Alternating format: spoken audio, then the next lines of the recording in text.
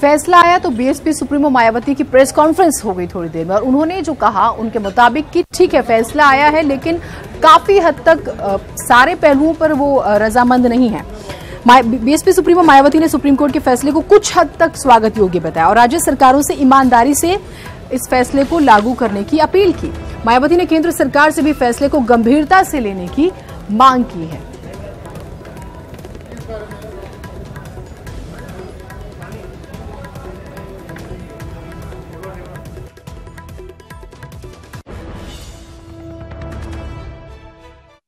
केंद्र की सरकार को चाहिए कि वो इस मामले में गंभीरता अपनाते हुए तो सेंटर की ओर से तो वो लिखित चिट्ठी राज्य सरकारों को लिख के अपने जो विभिन्न विभाग है सेंट्रल गवर्नमेंट के तो उनको भी लिखे, राज्यों को भी लिखे, मतलब कि जो आज माननीय सुप्रीम कोर्ट का फैसला आया उसको पॉजिटिवली लेते हुए तो इसको वो इम्प्लीमेंट करें। इनको ये पदोन्नति में आरक्षण जो है ये जो आरक्षण पदोन्नति में आरक्षण जो अभी तक नहीं मिल रहा था, निष्प्रभावी बनाया हुआ था, तो पिछले कुछ फैसलों का हवाला देकर तो उसको ये अब प्रभावी इसको इम्प्लीमेंट कराएं।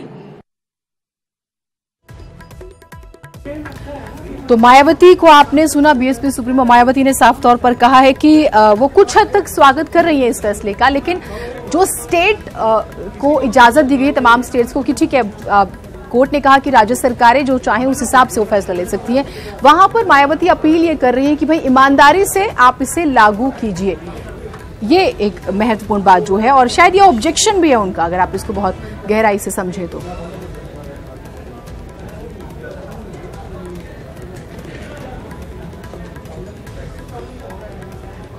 मायावती ही क्यों, तमाम सियासतदानों के रिएक्शंस आने लगे। केंद्रीय मंत्री रामदास अठावले को भी सुनिए, उन्होंने क्या कुछ कहा है।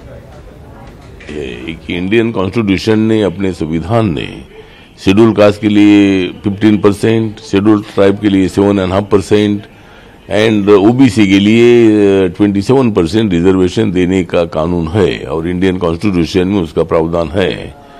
तो मतलब रिजर्वेशन का मतलब ये है कि ईच एंड एवरी कैटेगरी में रिजर्वेशन होना चाहिए, क्लास 1, क्लास 2, क्लास 3, क्लास 4।